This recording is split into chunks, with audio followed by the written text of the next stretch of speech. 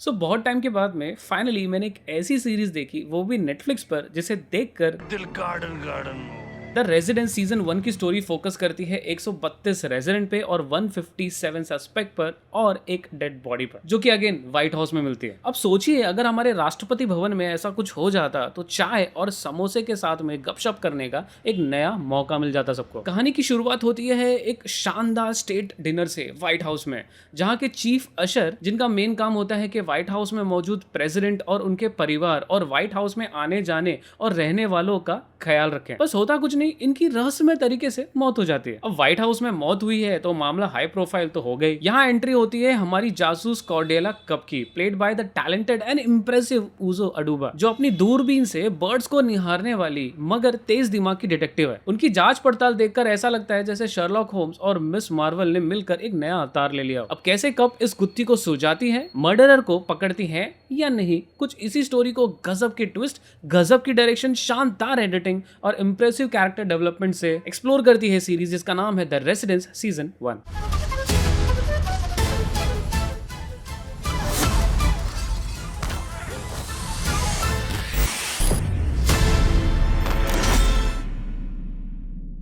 The residence season 1 release हुई Netflix पर 20 मार्च 2025 को, और ये रिलीज हुई इसकी original English as well as dubbed Hindi languages में। इसका ऑफिशियल हिंदी ट्रेलर आप यहाँ आई बटन पे क्लिक करके हमारे ऑफिशियल फीड ट्रेलर चैनल पर देख सकते हैं, जहां पर हम सारे अपकमिंग लेटेस्ट हॉलीवुड मूवीज के official Hindi dubbed trailers upload करते हैं। वैसे इसका पहला सीजन कंसिस्ट करता है वोपिंग 8 एपिसोड का। हर एक एपिसोड लगभग 1 घंटे के हैं, लास्ट के 2 शायद 1 घंटा 10 या 1 घंटा 15 मिनट के भी हैं, मगर ओवरऑल आप पूरे सीजन 1 को सिर्फ 8 घंटे में देख सकते हैं। Last but not the least दोस्तों, ये सीरीज और ढेर सारे मच वॉच मूवीज और सीरीज नेटफ्लिक्स पर अवेलेबल है, जिसके अल्ट्रा एचडी अकाउंट आते हैं 650 में, मगर आप पा सकते हैं सिर्फ और सिर्फ 163 रुपीज में पूरे महीने के लिए। कैसे, ये जानने के लिए इस वीडियो के डिस्क्रिप्शन में दिए गए हमारे व्हाट्सएप नंबर पर तुरंत कॉन्टैक्ट कीजिए। फर्स्ट थिंग्स फर्स्ट, उजो अडुबा। मैंने इससे पहले इनकी कोई भी मूवी या सीरीज नहीं देखी है, but truth to be told, as a detective in this series she impresses you like है। मतलब इनका बात करने का अंदाज हो गया, चेहरे का रिएक्शन हो गया, एक्सप्रेशन हो गया, या बॉडी लैंग्वेज हो गई, बात करने का टोन तक इनका इंप्रेसिव था। सीरीज के बाकी कैरेक्टर्स ठीक है, वो भी इंप्रेसिव थे, बट ये जब भी स्क्रीन पर होती हैं तो एक भी डल मोमेंट नहीं होता। इनके कैरेक्टर को इंप्रेसिव रखा गया और ओवर नहीं किया गया, ताकि हमें ऐसा ना लगे कि भैया ये ओवर एक्टिंग कर रही है, विच वाज परफेक्ट। देखिए, इस सीरीज को देखते वक्त ज्यादातर लोग इसे किसी मूवी या किसी मर्डर सीरीज से कंपेयर करेंगे, जैसे only murders in the building, knives out, और हाल ही में हुलू पर आई डेथ एंड डिटेल्स, जो कि अगेन मस्ट वॉच सीरीज है। अगर आपने नहीं देखा है तो जरूर देखिए। और भी ढेर सारे मर्डर मूवीज और मिस्ट्रीज से आप इसे कंपेयर करेंगे। वो इसलिए करेंगे क्योंकि जाहिर सी बात है, वो भी मर्डर मिस्ट्री थी, ये भी मर्डर मिस्ट्री थी। उनका अपना अंदाज था, इनका भी अंदाज था, और कुछ अंदाज एक दूसरे के साथ में क्रॉस ओवर करते हैं, बट बाकी सारी चीजें इस सीरीज में काफी अलग है, काफी हटकर है। सो इसे कंपेयर मत कीजिए और जज मत कीजिए। इस सीरीज को एज इट इज, जैसा है वैसा देखिए। I mean, मैं कह सकता हूं कि इसे भी उन्हीं मर्डर मिस्ट्री के लेवल पर रखिए, शायद से थोड़ा सा और ऊपर रखिए, क्योंकि ये वैसी है भी। मैंने जब इसका ट्रेलर देखा था तो मुझे ट्रेलर काफी इंटरेस्टिंग लगा था, स्पेशली वो पार्ट जहां पर आपको ये बताया जाता है कि ये व्हाइट हाउस में हुआ है, उसमें 132 कमरे हैं और 157 सस्पेक्ट है। ये चीजें तुरंत आपका इंटरेस्ट पकड़ लेती है। एक पल के लिए लगा 157 सस्पेक्ट कुछ ज्यादा नहीं हो गया? I mean, नेटफ्लिक्स कुछ नया हटके करने के चक्कर में कुछ ओवर तो नहीं कर देगी? बट गॉड नो, ये सीरीज बड़े इंटरेस्टिंग तरीके से हर एक कैरेक्टर से,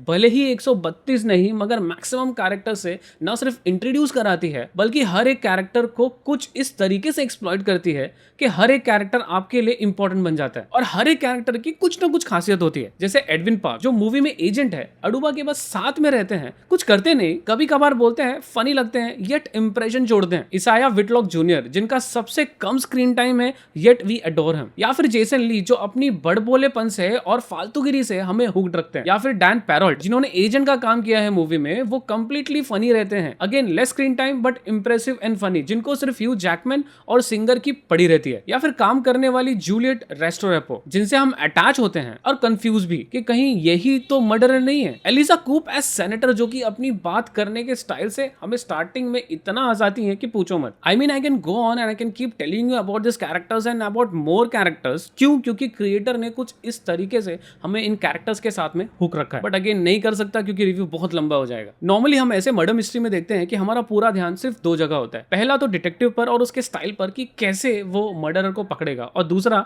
भैया मर्डरर कौन हो सकता है। बट यहाँ पर जिसकी मौत हुई है हमें उससे भी कनेक्ट कर दिया जाता है, उसकी भी हम एक मिनट के लिए परवाह करते हैं, फिक्र करते हैं कि भैया ये क्यों मर गए। आई मीन ऐसा कोई भी नहीं है, कोई भी कैरेक्टर नहीं है जिसे इन क्रिएटर्स ने मिस किया हो इस सीरीज पे फोकस करने के लिए। सीरीज में टाइम टू टाइम कॉमेडी है और ऐसी कॉमेडी नहीं है कि आप गला फाड़ कर हंसेंगे। I remember a scene in the movie जहां पर मैं लिटरली पागलों की तरह गला फाड़ कर हंस रहा था, और वो सीन तब था जब हमारी जो डिटेक्टिव है वो पहले सस्पेक्ट का इंटरव्यू लेती है। I mean she keep staring at him, वो कुछ बोलती नहीं है और जो सस्पेक्ट होता है वो अपने आप धीरे धीरे करके हर एक चीज बोल देता है, विच वॉज लिटरली फनी। और अडुबा के ऐसे एक्सप्रेशंस हम थ्रू आउट द सीरीज देखते हैं जो कि अगेन हर टाइम फनी लगते हैं। सीरीज की एडिटिंग मुझे बहुत अच्छी लगी और स्क्रीन प्ले भी सही टाइम पर सही चीज दिखाई गई और सही टाइम पर सही कट किए गए। बहुत सारे इंस्टेंसेस थे जहां पर कई सारे कन्वर्सेशन को एक टाइम पर मिक्स किया गया। इसके लिए आई थिंक बहुत मेहनत लगी होगी and it definitely paid of. Direction की बात करें तो जिस तरीके से हम व्हाइट हाउस के कमरों को देखते हैं, जिस एंगल से उसे दिखाया गया है, जो बर्ड्स आई व्यू मिली है, वो काबिले तारीफ है। आई मीन पहले एपिसोड में ही आप इंप्रेस हो जाते हैं, बट एक पल के लिए ये जरूर लगता है कि टू मच इंफॉर्मेशन हमें पहले एपिसोड में ही मिल जाती है। बट सेकंड एपिसोड से सीरीज थोड़ी सी स्लो हो जाती है। स्टार्ट के 3 एपिसोड काफी इंटरेस्टिंग रहते हैं, 4th और 5th थोड़े डल हो जाते हैं, 6th ओके रहता है, but 7th and 8th episode really picks it up. I mean short में समराइज करूं तो थ्रू आउट द सीरीज में एक के बाद एक स्टोरी हमारे सामने परोसी जाती है, जिससे हमें लगता है शायद ये किलर है या शायद ये किलर है, and in the again twist ये नहीं, शायद कुछ और होगा। आई मीन कुछ इस तरीके से ट्विस्ट है कि सीरीज के एंड में हमें गुमराह किया जाता है